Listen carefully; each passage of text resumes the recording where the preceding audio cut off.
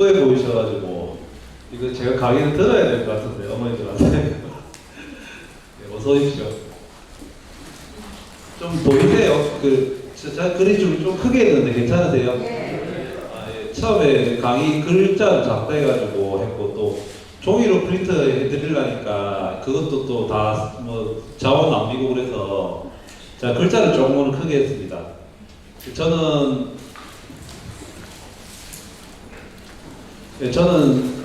이렇게 뭐 국제학 박사라고 했는데 이게 뭐 어려운 단어가 아니라 우리 의약품이 보면 이렇게 특허가 다 걸려 있습니다. 그래서 의약품 시적 개발권 분야에 대해서 이렇게 공부를 좀 해서 약국 하면서 했어요. 저는 이렇게 뭐 따로 공부한 학자는 아니고 그래서 이제 우리나라 의약품들이 외국에 나가서 우리의 재산권을 행사할 수 있게 그런 공부도 좀 하고 또 앞으로 우리나라 이렇게 이제 노령화 시대가 되면 어머니들 뭐 이렇게 우리 비싼 우리 건강보험료가 외국에 계속 돈이 빠져나가잖아요. 그러니까 그런 부분에 대해서 좀 공부하고 연구하고 이렇게 하는 그런 공부를 했습니다.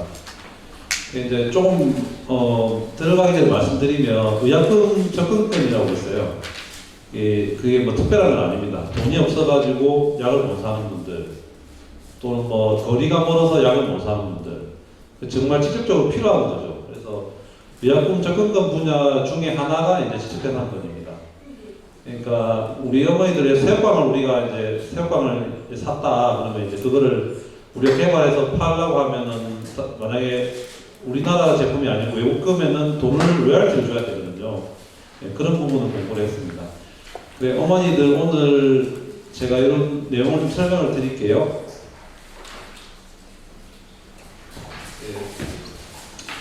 이 아모르 파티라고 혹시 아세요? 노래를 노래도 한곡 들어야 되는데.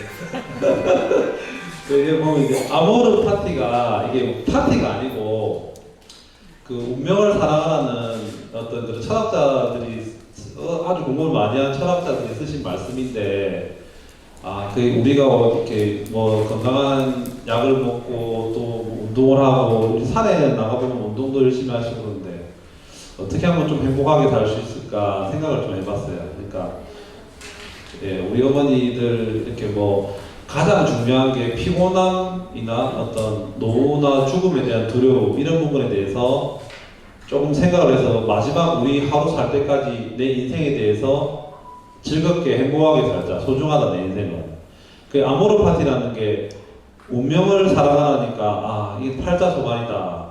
뭐 그렇게 오해할 수도 있지만 그런 건 아닙니다. 그래서 아모르 파티는 마지막까지 행복하게 살자 그런 내용을 이제 이렇게 가사로 만든 게 아모르 파티라는 곡인데 사람들은 파티로 하시더라고요. 막 이렇게 즐겁게 놀고 노래하고 이러는. 우리 김현자 선생님이 삶의 굴곡이 많으셨잖아요. 되게 웃고 밝으시지만 등 뒤에는 어떤 고통이나 뭐 화살도 많이 맞으셨을 거고 위협도 많이 당하셨을 거고 그래서 저 웃는 모습을 보면서 어머니도 오늘 가실 때 좀 즐겁게 가셨으면 합니다.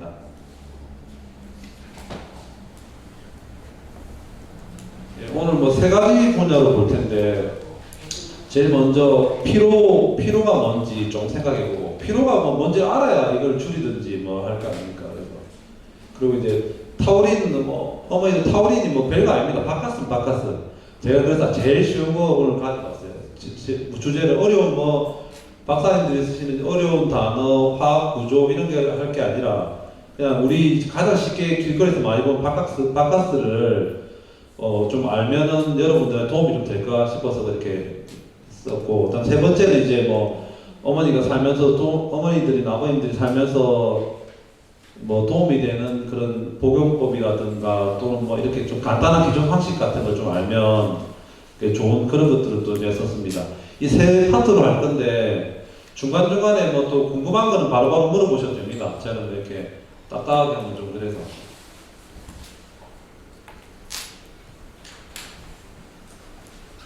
좀 글자 잘 보이세요? 네. 그래서 일부러 글자를 적게 썼어요. 막 어려운 영어를 쓰고 막 잘잘하게 쓰고 이러면은 그런 것보다 이렇게 좀 한번 알아보기 쉽게 하려고 쓰던데 그 이제 요 피로란 무엇인가 수면 부족 뭐 이렇게 쭉 내용을 써놨습니다. 가로, 질병, 사건, 사고, 에너지 소모. 그 이제 우리 수면 부족 이게 되게 중요한 건데 잠을 자도 피곤할 때가 있고 잠을 안 자도 잠깐만 자도 이렇게 좀 안 피곤할 때가 있습니다. 그래서 우리 잘 때 보면은 눈알이 이렇게 어려운 말로 이제 렘수면 뭐 이렇게 얘기하는데 눈알이 움직이는 잠이 있고 눈알이 안 움직이는 잠이 있습니다. 그래서 눈알이 움직이는 잠에서 이제 우리가 또 꿈을 꾸고 또 뭐 안 움직이는 잠에서 이렇게 또 그걸 잊어버리는 집중력을 높아지는 그런 호르몬이 높아지면서 그걸 잊어버리는 그걸 한 서너 차례 반복을 하면서 우리가 잠을 잡니다. 보통 하루에 잘 때 보통 꿈을 뭐 서너 번 꾼다는 게 아마 그런 것 같아요. 근데 저도 더 자세하게는 모릅니다. 근데 뭐 이렇게 과학자들이 연구해본 결과를 보면 요 잠을 잘 수 있는 동공이 움직이게 되는 그런 수면을 할 때 사람이 매우 피로가 빨리 풀린다고 합니다. 우리 차가 서듯이 이렇게 내 스스로에 대해서 이렇게 좀 안정을 취할 수 있게 되는 밤이 있으면 낮이 있듯이. 근데 그걸 잠을 제대로 못 자게 되면 가장 큰 문제가 생기는 게 일단 뭐 차가 하루 종일 그냥 중간에 시동이 안 끄지고 계속 돌아가는 것처럼 내 몸에 쉼이 없으니까 매우 피로를 많이 느낀다고 합니다. 그래서 제가 수면 부족을 제일 먼저 해놨습니다. 뭐 가구 같은 경우는 이제 젊은 분들이 이제 얼마 전에도 이제 우리 약국에 영업사원 하나가 뭐 세상을 달리했는데 그 얘기를 들어보니까 가루를 많이 했더라고요. 그래서 잠을 못 자고 술로 잠을 자다가 결국은 이제 자기가 이제 선택을 했는데 이런 가루 부분도 좀 생각을 해봐야 될 것 같아요. 그리고 이제 질병 같은 경우는 뭐 대사질환, 뭐 간이라든가 뭐 이런 여러 가지 자기 개인적인 질환 이런 데 피로가 많이 오고 또 요즘에 정형외과 질환도 보면 굉장히 피로 많이 오잖아요. 허리 아프고 다리 아프시면 일을 조금만 해도 아프고 저 앞에 저희 애기 엄마도 있지만 저게 뭐 집안일 조금만 하면 아프다고 그러고 설거지도 잘 안 하려고 그렇죠. 예, 그런 여러 가지 에너지 소모들을 볼 때 이제 이런 걸 통해서 피로가 오는데 유명한 박사님들이 피로에 대한 논문을 아주 많이 썼더라고요. 그래서 제가 어머니들한테 아버님들한테 어떤 소개를 드릴까 보다가 영어로 된 어려운 논문이 있더라고요. 피로가 왜 오는지 막 써 있더라고요. 근데 왜 피로가 오는지에 대해서 정확한 규정이 없더라고요. 그러면 이제 그런 걸 돌이켜 보면 잠이나 뭐 병이나 스트레스 많이 받아서 오는 거다.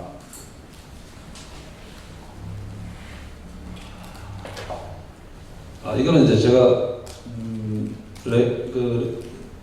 우리 그림 유명한 그림인데요.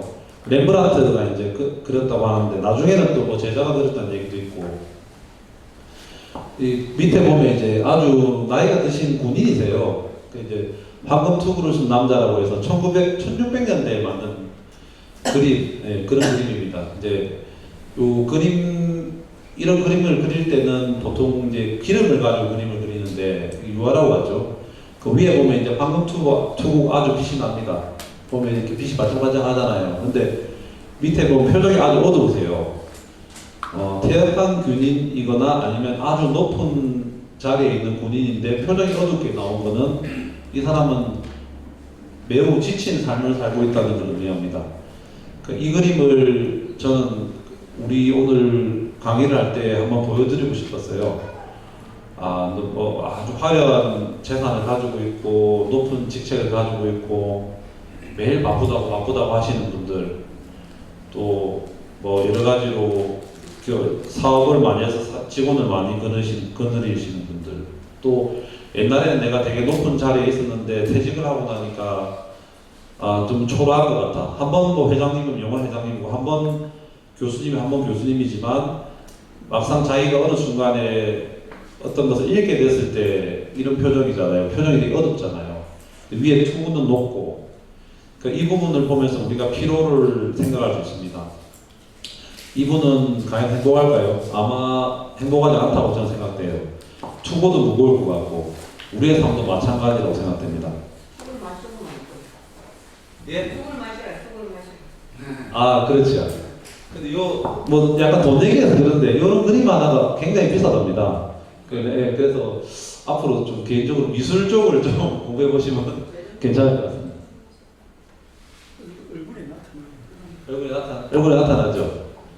이제 만성 피로라고 했는데 피로 뭐 잠깐 피곤한 걸 가지고 피로라고 하진 않아요. 그래서 만성 피로가 이제 우리가 중요한데 서울의 유명한 교수님께서 쓴 이제 아까 칼럼을 읽어보니까 피로가 많이 쓰이는 환자들이 많은데 그분들이 대부분 먹는 게 피로회복제나 자연강장제, 또 젊은 사람들은 커피 뭐 그런 것들을 먹고 피로를 푼다고 하더라고요. 그래서 우리 현대인들은 늘 피로에 이렇게 노출돼 있잖아요. 그래서 6개월 이상 피로하면은 이제 이걸 만성 피로라고 합니다. 자, 만성 피로가 되면은 잠을 자도 잔 것 같지 않고 어떤 브레인 포그라고 해가지고 내가 이렇게 어디 맞은 것처럼 아무 생각이 없을 때가 있어요. 혼란스러울 때. 그 브레인 이제 의학적 용어로 브레인 포그라고 하는데 그런 어떤 무기력, 조금만 이래도 피곤하고 짜증나고 그렇게 되면 이제 보통 이렇게 좀 아까 그 앞에 보면 이렇게 요 앞에 요 군인처럼 얼굴이 좀 이렇게 시커멓기도 하고 이 코티솔이라는 그런 스트레스 호르몬이 이제 나와서 이렇게 좀 된 건데 이런 코티솔이 이렇게 긴장이나 스트레스가 자기 어떤 일을 할 때는 도움이 많이 됩니다. 집중력이 높여지고 그렇지만 그게 계속 지속이 된다면 매우 문제가 생기는 거죠. 그래서 우리 어머니들, 뭐 아버님들이 이렇게 집에서 스트레스를 많이 받고 자도 스트레스 받고 계속 피곤하고 또 젊은 집에 아들이나 뭐 며느리나 손자 이런 애들이 계속 피곤하고 하면 6개월 이상 피로가 지속될 때는 우리 가족들을 주위에 한번 둘러보셔야 됩니다. 이 사람이 어디가 아픈지 또 무슨 고민이 있는지 계속 피로하다 보면 이게 어느 순간에 병이 오게 되어 있습니다.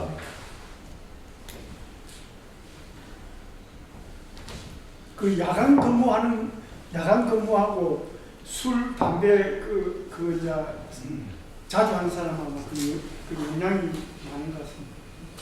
예, 뭐 술은 저도 좋아하는데 예, 야간 근무하시고 제가 옛날에 이제 군 생활할 때 당직 가서 밤에 썼는데 밤에 근무하고 낮에 자고 했는데 한 3, 4개월 하니까 몸이 가더라고요.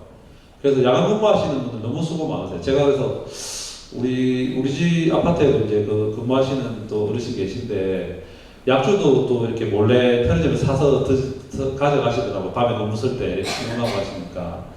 그래서 저는 다른 건 모르겠는데 술로 잠자시는 거 많으시면 될 것 같습니다. 그러니까 잠이 안 오셔가지고 술을 드시는 분들은 그게 더 다음에 더 이렇게 심해지더라고. 알코올 의존이 심해져가지고. 그래서 아버님 나중에 제가 술 한잔 사드리겠습니다. 요 이제 보면 아주 유명한 그림인데 왕은 태어나지 않는다. 해가지고 이제 밖에서 볼 때 멋져요. 돈도 많고 뭐 나가면 뭐 바쁘고 뭐 박사고 뭐 사장님이고 뭐 대표님이고 하는데 들 일을 보이소. 남들이 볼 때는 저렇게 좋아 보여도 화살에 칼에 저 스트레스를 말을 못합니다. 이 왕관의 무게가 사람을 얼마나 누르는지 모릅니다.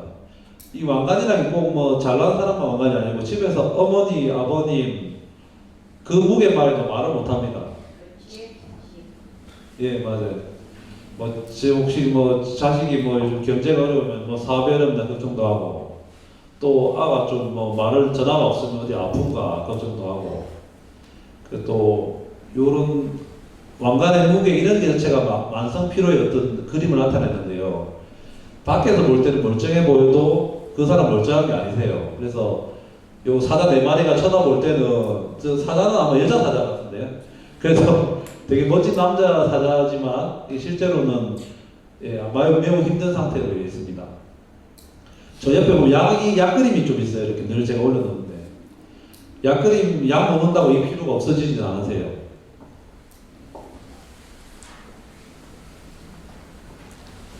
제가 이제 오늘 제 공부 중에서 제일 어려운 부분인데 좀 이걸 그림을 넣을까 말까 하다가 그래도 오신 김에 조금 넣어야 되겠다 싶어서 넣었습니다. 여기 보면 혈전증, 고지혈증, 중풍, 고혈압, 당뇨, 그다음에 고인슐린 혈증, 대사증후군 이렇게 나와 있는데 이 모든 이런 다 나무로 이런 수지라고 하는데 이렇게 나무가 이렇게 이렇게 나무가지를 치는 이런 원인들에 의해서 피로가 결정됩니다. 반대로 얘기하면 아직까지 뭐 하버드 의대를 나온 사람도 피로가 왜 왔는지를 알 수 없습니다. 그런 논문이나 그런 어떤 메커니즘을 그런 경로를 발견하지 못했어요. 그걸 발견했다면 아마 노벨상 탈 것 같습니다. 피곤하지 않는 사람, 이제 피곤한 얘기 나오니까 얼마 전에 이제 마약 때문에 뭐 테레비 많이 나왔죠. 학교 앞에 어린이들 뭐 요구르트에 마약 넣어주고. 그 이제 우리 옛날에 처음에 우리 독일 바이엘사에서 페거틴이라 해가지고 안 지치는 엄청 멋진 약을 개발한 거예요. 이제 이걸 먹으면은 여자분들은 살이 좀 빠지고 남자분들은 피곤함 지치지 않고 두려움도 없어지고 매우 좋은 약이라고 생각했는데 지금 보니까 이게 필로폰에 유사한 물질이더라고요. 우리가 기쁘고 너무 좋은 그럴 때는 잠이 안 올 때가 있잖아요. 너무 사람이 과도한 흥분 상태. 그런 식으로 이렇게 대사적인 부분에서 아직까지 우리 과학자들 연구해야 될 분야가 되게 많더라고요. 정확하게 말씀드리면 피로에 대해서 아직까지 왜 필요한지를 알 수 없습니다. 다만 짐작해 볼 수 있습니다. 여기 우리 어머니들 중에 약 다 드시죠? 약 안 드시는 분 계세요? 혈압약 안 드시는 분 있어요? 안 드시고. 저보다 더 건강하신데. 그리고 여기 보면 콜레스테롤 약 안 드시는 분 계세요? 콜레스테롤 약은 먹을 때 기름진 거 먹지 마라 안 하던가요? 그런 얘기 들어보셨어요? 드시는 분들? 음식은 좀 기름진 거 드세요? 안 드세요? 잘하시는데. 이제 기름진 거 먹지 마라 손은 뭐 안다고 몸에 기름이 있습니까? 그렇죠? 그러니까 기름진 거 먹는다고 콜레스테롤 높아진다는 것은 그 상관관계가 매우 적습니다. 소 얘기 좀 드리면은 소는 위가 4개 있습니다. 그래서 풀만 하루 종일 풀만. 근데 어떻게 몸에 소에 기름이 생기느냐? 과학자들이 조사해 보니까 소의 위 첫 번째, 두 번째 위에서는 이제 풀을 먹으면 소 위 안에 있는 미생물이 살면서 기름을 만들어내요. 그걸로 소가 그 기름을 먹고 또 세 번째, 네 번째 위에서는 그 미생물까지 소가 잡아먹어버려요. 그래서 지가 몸을 유지하는 거예요. 소가 채식동물이라고 하는 채식동물이 아니에요. 그런 것처럼 그 이상 지질혈증 같은 경우에도 음식을 무조건 기름진을 적게 드신다. 그럼 스트레스만 생기는 거라. 자기가 필요한 양의 기름을 먹어야 되고. 당뇨병 말씀드렸는데 우리 당뇨병 있으신 분 계세요? 혹시? 그러시구나.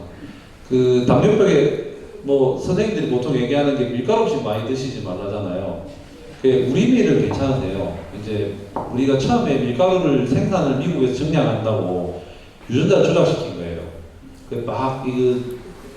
단위 면적당 밀이 많이 나오게 하려고 조작을 하다 보니까 나중에 몇십 년 뒤에 미국에 당뇨병 환자가 많이 늘어났습니다. 물론 많이 먹은 분도 있었겠지만 그런 것처럼 꼭 우리가 아는 상식이 맞지는 않는 거예요. 그래서 제가 이렇게 써놓은 것도 피로회복하고 실제로 관련 없어 보이지만 우리의 피로에 엄청난 영향을 미치는 당뇨가 여러 가지 대사 증후군이거든요.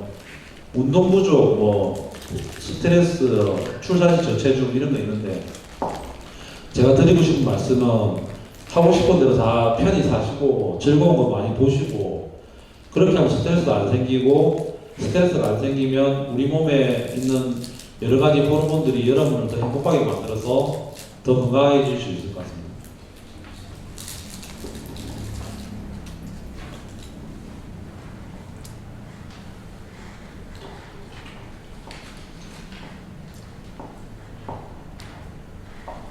아까 처음에 말씀드렸는데 이제 우리 또 어머니들하고 다르게 아들, 딸들 한참 이제 돈 벌 그런 사람들을 공부한 학생들은 이렇게 육체적으로는 멀쩡한데 잠을 깊이 못 자게 돼요.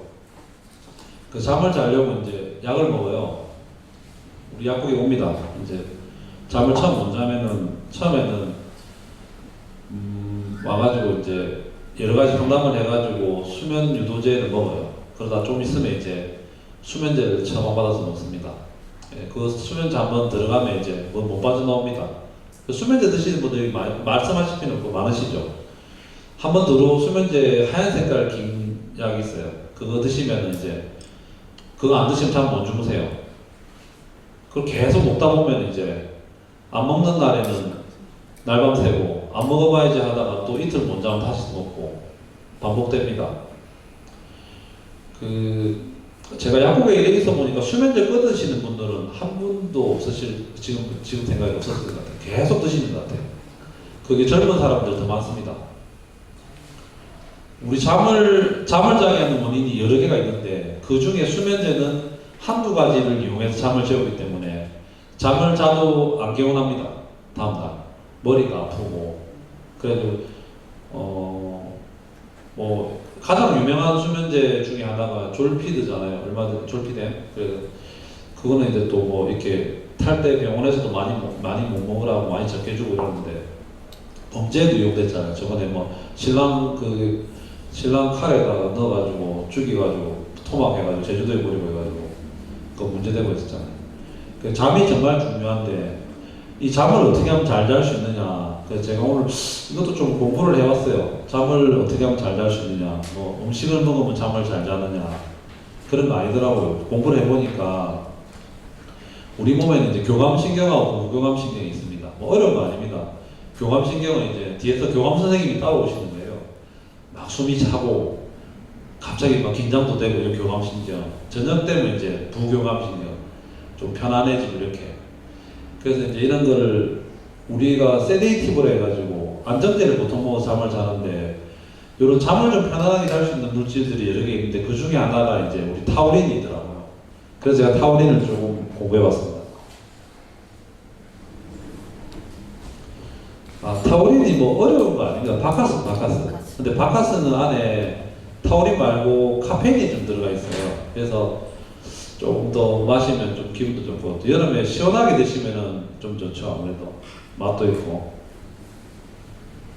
1일 권장량이 이제 1000mg이라고 하는데 요즘에 타우린 제품들 건강식품은 한 23,000mg도 많습니다.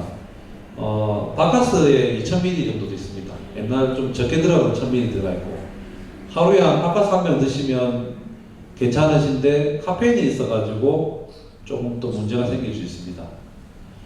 여기 해산물 얘기를 많이 하는 타우린은 해산물에 굉장히 많이 들어가 있습니다. 굴에도 굉장히 많고요. 오징어도 많은데 아무래도 타우린 강의하려고 보니까 며칠 전에 수족관에 횟집 앞에 갑오징어가 떠다니더라고요. 거기 갑오징어 제일 많네요. 1200mg. 그래서 이런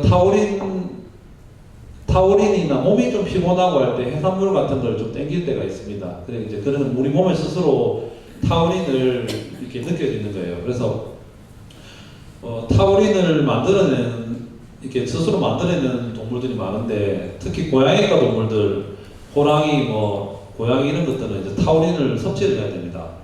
사람도 좀 타우린 만들어내는 함량이 낮아가지고 우리도 굴하고 해산물 같은 거 이런 거 많이 먹으면 이렇게 타우린이 스스로 나오게 되고 그래요.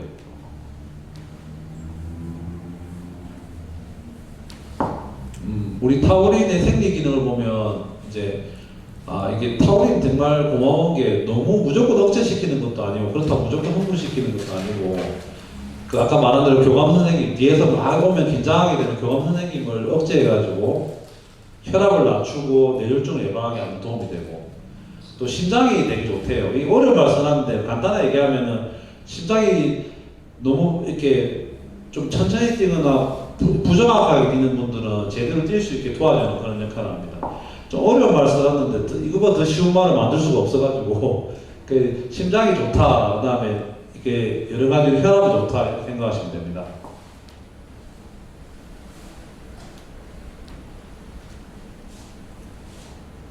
자, 타우린을 보면 아까 잠이 중요하다 했는데 바카스에는 타우린 말고도 카페인이 있기 때문에 잠을 자는 거랑 좀 다르잖아요. 근데 이제 타우린만 보면 수면을 유도하고 긴장을 완화시키는 안정제 역할을 한다. 그래서 해산물 같은 거 좀 드시면 이게 좀 마음도 편해지고 좀 도움이 되실 것 같아요. 그리고 이 두 번째는 이제 고양이가 왜 쥐를 잡아먹느냐? 쥐에는 타우린이 많거든요. 그래서 생선에 타우린이 많고, 그래서 고양이는 쥐를 보면 거의 본능적으로 잡아먹어버려요. 근데 쥐를 먹을 때 머리부터 먹습니다. 뇌부터. 쥐 내에 타우린이 아주 많습니다. 그래서 고양이는 이제 개가 먹는 사료를 먹게 되면 시력을 잃을 수도 있습니다. 타우린이 부족해가지고. 고양이 키우는 집에서 그래서 고양이 키우는 사료를 따로 먹이게 됩니다.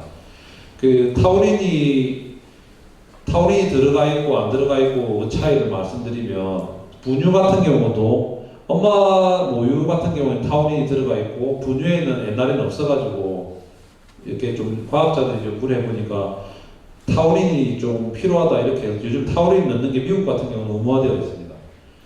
그래서 고양이가 이제 이런 스스로 고양이가 물들은 스스로 타우린을 못 만들어내기 때문에 이 타우린을 먹지 못하면 시력을 잃어버린다. 사람도 그 정도는 아니지만 타우린을 스스로 만들어내는 게 부족합니다. 우리도. 그래서 간단하게 얘기하면 오징어라든가 굴이라든가 이런 걸 먹으면 우리 건강에 좋다. 또 긴장을 완화시켜서 안정제 역할도 한다. 이렇게 아시면 좋을 것 같아요.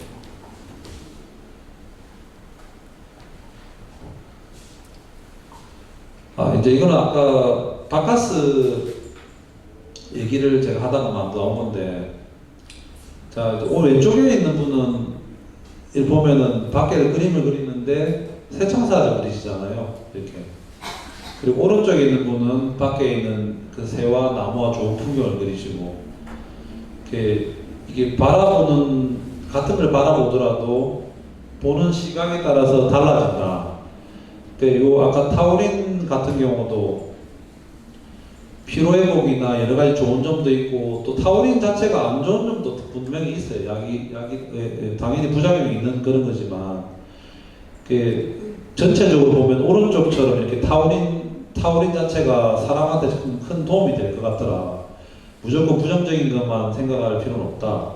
그래서 뭐 예를 들어서 우리 어머니들 호르몬제 드세요. 뭐 리비알 같은 거. 이제 호르몬제 뭐 이렇게 옛날에 뭐 유방암이 많이 늘어났다 이래가지고 안 드시고, 막 이렇게 뭐 약사나 의사 선생님 말씀하셔도 안 들으시고, 막 그냥 이런 것보다는 뭐 자연적인 걸 뭘 드시겠다 이런 얘기도 많이 하시고, 또 그 골다공증 뭐 이렇게 약을 좀 드시려면 또 그런 걸 위험하고 일주일에 한 번 먹으면 독하니까 그냥 뭐 집에 멸치를 많이 먹겠다 뭐 이런 얘기도 하시고. 근데 제가 이 그림에서 의미하는 바는 그 오른쪽 분을 생각하시면 되세요. 그래도 그나마 대부분의 많은 사람들이 그 길을 가고 있으면 그거는 특별한 문제가 없으면 맞는 겁니다.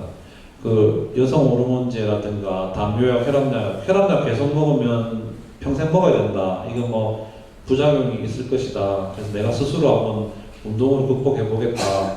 그게 다 좋은데 우리나라 사람들 대부분 혈압약 드시고 혈압약 실제로 나오고 사람의 수명이 20년 이상 늘어났습니다. 그래서 가능한 한 의사 선생님이나 약사 선생님들 말 들으시면 더 도움이 많이 되실 것 같아요.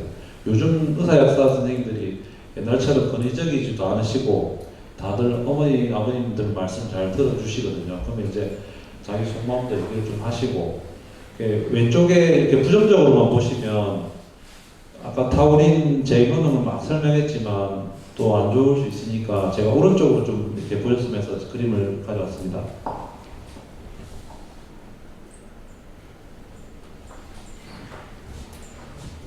자, 이제 여기 오늘 애기 엄마가 있어서 좀 더 긴장하는데 제가 제가 집에서도 잘 이대로 하는지 모르겠네요. 그 보면 이제 이 약이 있고 운동이 있고 마음이 있는데, 저는 개인적으로 건강하거나 행복하거나 스트레스가 없고 피로회복 이런 데는 마인드 컨트롤만큼 좋은 게 없다 생각합니다. 저도 잘 이 부분을 못하긴 하지만 제일 먼저 약이나 음식에서 이제 건강을 할 수 있는 게 가장 기본적인 게, 우리 아버지 어머니 드시는데 다리 아프거나 손 아프거나 이러면은 약을 드시고 또 감기약도 드시잖아요. 가지수도 늘어나잖아요. 또 지금 맨날 드시는 약도 있고 또 뭐 어디서 들어온 건강식품도 있고 그러니까. 그래서 먹는 음식이나 약 같은 걸 드시는 건 좋은데 좀 모르면 또 물어보셔도 괜찮거든요. 약국이나 뭐돈 이렇게 귀찮다는 약사님들 없으세요. 보통 보면 물어보고 뺄 거 빼고 더할 건 더 해가지고 약이나 음식에서 어느 정도의 그 건강의 토대를 만들어 놓으세요. 그러니까 무조건 막 그냥 안 먹어야 된다, 무조건 먹으면 좋다 이런 건 아니고, 약사 선생님들이 그래도 가면은 뭐 좋은 말씀 해주지 뭐 먹지 마는 소리 안 합니다. 물론 뭐 하나 더 팔아보려고 뭐 그런 분도 계시지만 대부분 어느 정도 그래도 그 수준이 되시면 필요한 양만 말씀해 주시거든요. 예를 들어서 이런 게 있어요. 철분제 같은 경우, 철분제 뭐 이렇게 드시면 변비가 오세요. 그러면 이제 뭐 이 변비에 대해서 또 약을 쓰다 보면 또 유산균도 써요. 계속 끝도 없거든 이렇게. 약을 만들어내고 이런 식이니까. 그래서 좀 자기 근처에 좋은 약국이나 자기 또 친한 약국이나 있으시면 평소에도 이렇게 많이 물어보세요. 물어보고 자기가 이렇게 관리를 하고, 약사들이 바쁘다 보면 약 지어주고 그만이거든요. 그러면 이제 또 다른 데서 약 타시고 이런 거 잘 모르시고 하다 보면 뭐 제가 한 번씩 가정 방문 드리면은 그 약선 사업한다고 약이 한 보따리세요. 그래가지고 뭐 그 다 못 드시고 이러더라고요. 그리고 이제 운동 같은 경우는 운동 특별한 건 없고 하루에 한 번씩 꼭 외출을 해주세요. 집에 계시면은 좀 우울할 수도 있고, 아니 오늘 잡으시는 것처럼 이렇게, 저도 어디 뭐 강의나 이런 거 많이 배우러 다니는데 집에만 계속 계시다 보면 사람이 좀 이렇게 문제가 좀 생기거든요, 정신적으로. 그래서 이런 긍정적인 마인드 컨트롤, 명상 이런 부분 세 가지는 좀 잘 지켜주십시오. 저도 같이 한번 들어보겠습니다.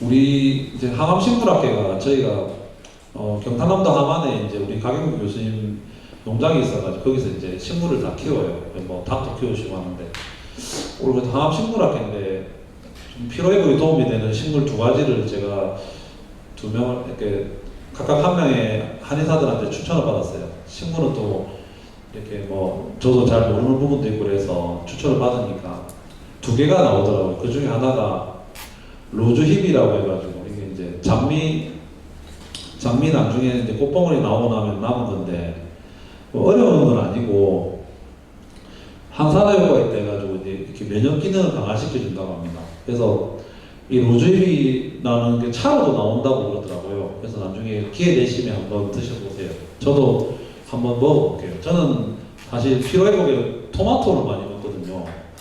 라이코펜이라고, 토마토 안에는 라이코펜이라 해가지고 이제 우리 몸에 그 여러 가지 활력을 높이는 물질도 들어가 있고, 그런 좀 어렵게 말하면 그러니까 간단하게 얘기하면은 그 콜레스테롤을 좀 낮춰주는 그런 물질도 좀 들어가 있습니다 안에. 그래서 토마토도 많이 도움이 되는데 로즈잎도 한번 드셔보십시오.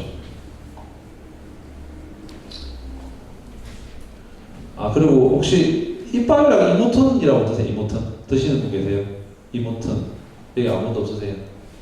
이렇게 병원이나 뭐 가정에 가면 이빨약 처방해달라고 주시는 게 있는데, 이제 이 아보카도가 요즘 약으로도 나오거든요. 그래서 그 이모턴이라는 이제 약으로 전문당에서 개발했는데, 이모턴은 보통 처음에 허가 받을 때는 골관절염에 씁니다. 그래서 다리 같은데 좀 이렇게 아프시고 이런 분들 쓰는데, 이게 또 이름이 이자리, 그러니까 이빨에도 좋다고 해가지고 많이 드세요. 그래서 아보카도가 이렇게 식물 중에서는 그나마 좀 괜찮다고 합니다. 요거 어려운 말 써놨는데 피토스테롤이 뭐 별건 아니고, 콜레스테롤과 경쟁적으로 작용을 해서 이렇게 콜레스테롤 낮추는데 이런 건데, 간단하게 얘기하면 피가 깨끗해진다고 생각하시면 됩니다. 탁한 피가 깨끗해진다.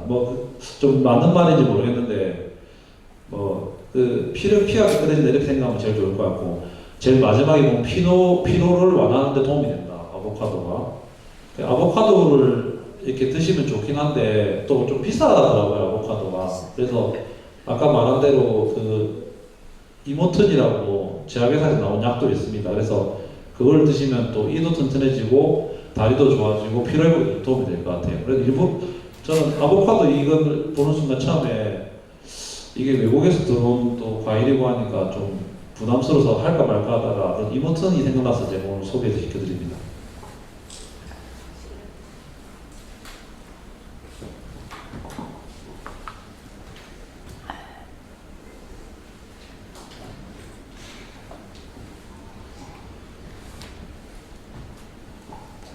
아까 전에 말씀드렸는데 이제 복용하는 약의 개수가 많아지면 부작용 가능성이 증가된다.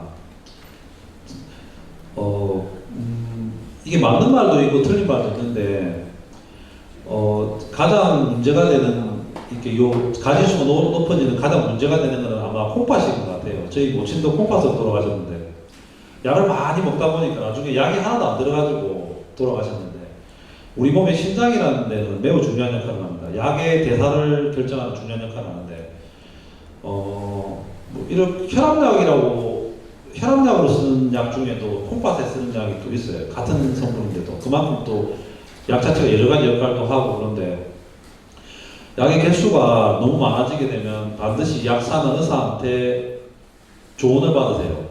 내 약의 개수가 많아질수록 늘어날수록 조언을 받지 않으면 콩팥에 대해서 나중에 문제가 생기면 콩팥은 회복하기 참 힘들기 때문에 저희 모친 같은 경우는 20년 넘게 약을 여러 개를 드시다가 나중에는 아예 약이 듣질 않더라고요. 그래서 약이 안 들으니까 바로 잘못되셨는데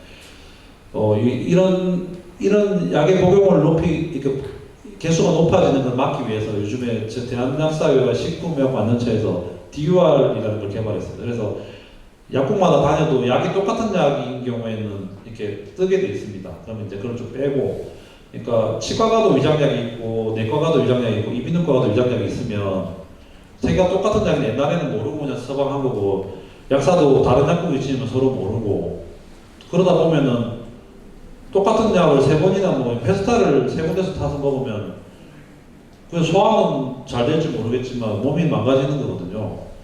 그래서 약이 복용하는 개수가 많으면 좀 친한 약국이나 단골 약국에 가셔가지고 짓는 것도 방법입니다. 좀 많으면은 그 한 약국에서는 여러 개 약을 다 보면 이렇게 말씀할 수 있는데 그게 안 되신다 하면은 자기가 먹는 약 같은 거는 사진을 찍어 놓든지 아니면 종이 봉투를 들고 다니시면 네, 그래도 돼요. 그래서 꼭 확인을 받으십시오. 그리고 또 약 중에 서로 같이 먹으면 안 되는 약이 있거든요. 그런 거는 또 저도 이비인후과 처방 받으면 내과에서 뭐 탔는지 모르니까 그러다 보면 이제 의사 약사가 어머니들 몸 챙겨주는 거 아니거든요. 몸 잘못되면 어머니 아버님만 손해니까 꼭 이런 거는 체크해서 가시고 약 복용하는 약 개수가 늘어날수록 또 병원이나 약국에 좀 더 물어보세요. 그냥 타지 말고 이거 먹어도 되냐고. 그럼 약만 잘 먹으면 병이 낫는다.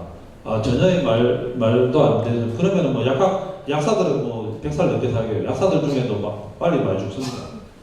식생활에 대해서 운동에 병행해야 되는데 그런 것보다 가장 기본적인 게 지금 유전자 공학이 발전하면서 나중에 병을 예측할 수 있다고 합니다. 그래서 지금 태어난 애들은 아마 다 100살 넘게 살 수도 있고 우리 지금 계시는 분들도 못해도 의료기술이 발달해 최소 20, 30년 더 사실 거기 때문에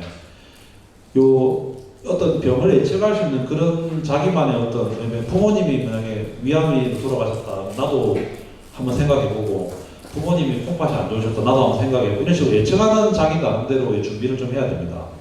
그 뭐 약만 잘 먹고 준비 잘하면 되는 게 아니라 이제 뭐 간단하게 얘기하면 간 같은 경우는 뒤에 아버님처럼 약주를 좀 적게 드시면 간에 도움이 될 거고 간 얘기하니까 그 우루사라고 있잖아요.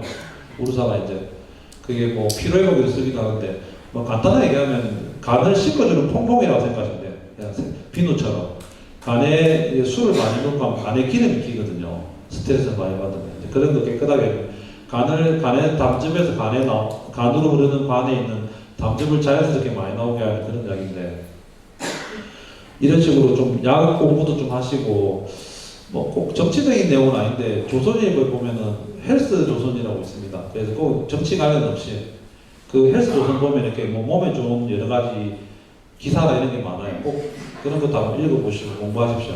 요즘 어머니들이 더 잘하시니까.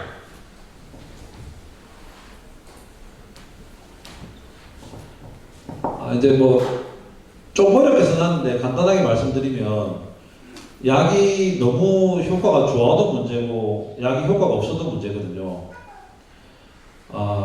이런 게 있습니다. 우리 젊은 사람들이 쓰는 여드름 약을 항생제 중에 일부 항생제와 같이 먹게 되면 내암이 상승돼서 건강에 안 좋을 수가 있어요. 근데 모르고 드시는 분도 많거든요.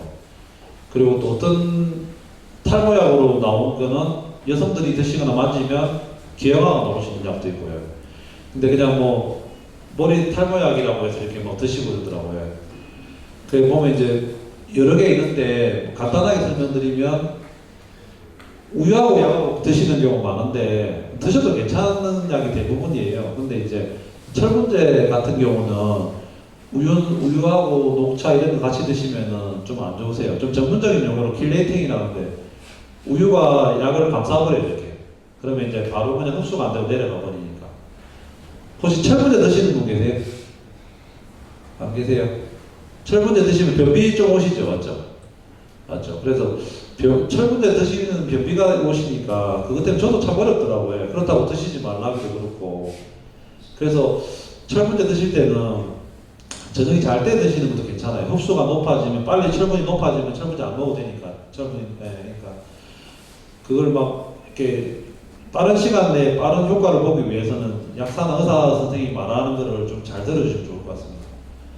고혈압 치료제하고 자몽 주스 같이 먹지 말라고 했는데 다 그런 건 아니고 고혈압 치료 중에 자몽 주스 같이 먹으면 안 되는 게 있어요. 그래서 그걸 이렇게 혈압약 할 때 뭐 바쁘다 보니까 설명 못 해주고 이런 것도 많고 또 뭐 의사가 약사 중에 모르시는 분도 있고 하니까 혈압약을 탈 때는 항상 같이 먹으면 안 되는 음식이 있는지 물어보십시오. 왜냐하면 의사가 모를 수도 있는 게 요즘 약이 복합제가 많이 나오거든요. 약 하나에 여러 성분이 섞여 있는 게 많이 나오기 때문에 그게 모를 수도 있고 자기도 모를 수 있습니다. 그래서 그런 걸 한번 좀 물어보십시오. 그리고 우리 뒤에 아버님 말씀하신 술 얘기 나왔는데 뭐 약효를 교란하기도 하는데 뭐 우리 마음도 교란시킵니다. 술이 좋은 점도 있는데 가능한 한 약주 드실 때는 또 약하고 이렇게 같이 드시지 말고 좀 띄어 드시고 뭐 술 먹는 사람 나쁜 사람입니다. 그 편두통 치료제하고 뭐 초콜릿 같이 드시면 더 심해지시고 그 다음에 와파린은 이게 어려운 단어인데 별건 아니고 거머리 같은 걸로 이렇게 추출해서 만드는데 시골에 논에 거머리 보면은 딱 달라붙은 핏바람 있잖아요. 그걸 이용해가지고 이제 과학자들이 개발해가지고 심장이나 이런 데 들어가는데 그 관상동맥이라고 해서 관에 막히면 잘못되시니까 그 이제 그런 이렇게 개발된 약이 요즘에는 이 약이 좀 위험하다 해가지고 안전 범위가 넓은 약들이 많이 나오는데 그래도 뭐 또 청국장 낫또나 이런 거하고 같이 드시면 출혈이 높아진다고 합니다. 고지혈증하고 자몽 주스도 안 좋네요. 아 고지혈증 약하고 자몽 주스하고 이렇습니다. 고지혈증 자체도 자몽 주스 자체가 문제가 있다 보니 고지혈증 약 안에 요즘에 혈압약이 섞여 있는 게 많이 있거든요. 그래서 이거는 물어보셔야 돼요. 그 다 달라요. 그마다 다 다르니까 요 자몽 주스 말고도 또 문제가 되는 약도 있을 수 있거든요. 그러니까 요 고혈압 약은 조금 그러니까 범위가 종류가 많다 보니까 꼭 물어보고 가십시오. 노바스크라는 약은 이 자몽 주스하고 맞지 않아요. 참고로 말씀드려요. 혈압약. 예 맞습니다. 예, 그래서 이거 말고도 뭐 저도 별로 아는 건 없지만 이게 약하고 음식하고 조심해야 될 것 중에 좀 이런 거 있더라고요. 갑상선 약 같은 경우는 갑상선 안 좋으신 분들은 아침 식전에 드시면 좋습니다. 그리고 그 일주일에 한 번씩 먹는 골다공증 약 같은 경우는 사람들이 이제 되게 독하다고 생각하시는데 그런 건 아니고 왜 공복에 드시고 물 많이 드시고 뭐 눕지 마시라 하냐면 그게 이제 누우시면 혹시나 약이 몸으로 다시 넘어와서 식도염에 걸릴 수 있으니까 예 맞습니다. 그리고 식도염 얘기 좀 드리면 또 식도염에 드시는 약은 아침 공복에 보통 드시거나 저녁에 잘 때 드시라는 게 우리 몸에 이렇게 위산이 많이 나오게 하는 효소가 있습니다. 그래서 그걸 그 약이 먹여서 죽입니다. 죽이면 다시 이게 재생되는데 하루 정도 걸리거든요. 그래서 공복에 드시라는 거예요. 그러니까 간단하게 얘기하면은 꼭 공복에 드시면 좋습니다. 그 식도염 약 같은 경우는. 저 교수님. 교수는 아니고 그냥 약사로 불러주십시오. 예. 저 뭡니까 저는 한 1년 전에 종합검진에서 간 수치가 높다고 했는데 얼마나 나오시대요? 그게 조금 높게 나와가지고 많이 높은 건 아닌데 그래가지고 술을 완전히 끊든지 안 그러면 그 술을 간격을 떼어가 연띄어 묻든지 뭐 이래 하라는데 그걸 그래 못하고 뭐 생활 때문에 고달퍼서 조금씩 먹거든요. 그래 먹는데 그 간장약을 상급마다 가가 처방전 받아가 간장약을 하루에 하나씩 먹고 있는데 저 유명한 텔레비에 나오는 분이 라디오에 나와가지고 하는 말이 예. 간장약은 그 피로 회복제지 영양제가 아니다 하면서 이래 하더라고요. 그 말이 반은 맞고 반은 틀립니다. 또 더 하실 말씀 있습니까? 이 간장약을 계속 먹어도 뭐 괜찮다는데 정말 예. 그게 이제 간에 무리가 안 가니? 예, 간이 아까 말한 대로 우르사 같은 경우는 이제 그 피로회복제로 쓰는데 우르사가 아닙니다. 예, 그런 간을 씻어주는 역할을 하고 그다음에 또 어떤 약은 이제 간에는 그 효소를 이렇게 활성화시켜가지고 간을 도와주기도 하는데 간약은 드시면 도움이 될 거고 가네리고입니다. 예, 가네리버도 그 가네리버는 실리마린으로 만들어가지고 엉겅퀴 나무에 추출한 건데 괜찮습니다. 근데 이제 제가 드리고 싶은 말씀은 간약 중에 이제 이런 게 있습니다. 뭐 고덱스나 이런 약이 있는데 그런 거는 이제 제가 이 약국에 약을 드려보니까 간약을 먹다가 중단하니까 간주사이 올라가시더라고요. 그 제가 찾아보니까 이게 좀 약간 눈가리 마공하는 그 제약회사의 그런 게 좀 있더라고요. 그러니까 이 먹는 동안에 간주사 낮아지는데 안 먹으면 올라가 버리더라고요.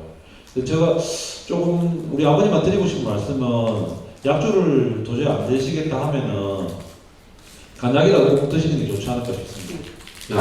간 초음파 검사해도 뭐 예. 그걸 뭐 괜찮게 나왔는데 그러면 뭐 근데 이제 걱정이 아니 뭐 걱정하실 건 아니고 만약 간이 문제가 생겼다면 뭐 그 전에 문제가 안 생겼겠습니까? 이제 아버님 연세도 있으신데 그래서 간에 대해서 이렇게 너무 이렇게 강박적인 생각하실 필요는 없고 근데 간약을 드시면 도움이 되실 것 같아요. 그리고 그 피로회복제라는 그 말은 반은 맞고 반은 틀린 거니까 예. 그래도 아까 말한 그 창문의 그 풍경이 좋은 것처럼 좋은 방향을 보시면 도움이 되실 것 같아요. 술을 완전히 끊으라 하는데 그 내과 전문의 병원 다니면 예. 하면 일신 그걸 끊지 못하는 게 문제지. 그렇죠. 그래서 약주는 좀 뭐 적게 드시면 좋을 것 같습니다. 그 이제 여기 보면 노년기에 근력이라는 말을 써놨는데 되게 자신감이 없으세요. 나이 드시면은 머리 길에 가다가 잘 넘어지시고 어디 뭐 젊은 남자 큰 사람 한 두세 명 시큼한 애들 지나가면 겁이 나고 왜냐면 제가 이제 뭐 우리가 싸우면 이길 수도 없어 그런 나이가 되니까 그리고 길거리 가도 막 젊은 사람들 싸가지 없이 뭐 말 함부로 하고 해도 어디 대들지도 못하겠고 참 나이가 들어서 입만 닫고 있다 이런 얘기 하시는 분들 많으신데 그게 가장 중요한 게 근력이거든요. 근력. 그래서 내가 일단 힘이 있어야 무슨 뭐 말이라도 한마디 할 거 아닙니까? 그 근력이 약하면 또 잘 넘어지시면 이게 삶이 남한테 짐이 될 수도 있기 때문에 이런 근력을 높이는 걸 몇 개만 좀 제가 가져왔습니다. 아까 말한 대로 이제 그 외출 꼭 매일 하시고요. 집에 계시면 안 되니까. 그 우리 동네에 이제 한 20년 노시는 남자분 계신데 점점 다리가 얇아지시더라고요. 그래서 제가 좀 산에 꼭 가시라고 하니까 산에 요즘 다니시더라고요. 그리고 여기 뭐 스트레칭, 근력 운동 이런 거는 뭐 그 약수터 가면 많잖아요. 뭐 거꾸리도 있고. 근데 이제 그 제일 중요한 게 보면 50보 이상 한 번에 걷기. 그 말은 이제 한 번 운동을 할 때는 500보. 한 번 운동을 할 때는 어느 정도를 하고 쉬고 이렇게 해야지. 너무 많이 무리하게. 저희 부친도 뭐 2시간씩 한 번에 걸으시는데 그러지 말고 좀 쉬는 시간을 두고 이렇게 걸으세요. 이렇게 운동도 하시고. 그리고 또 가면 사람도 만나고 사람을 계속 만나면 이렇게 자기가 좀 이렇게 교류도 하고 이렇게 하는데 너무 폐쇄적으로 바뀌게 되면 문제가 생깁니다. 요 간단한 뭐 몇 가지 써놨는데 가장 기본적인 말씀을 드리면 근력을 높이기 위한 노력을 끝까지 계속 유지해 주십시오.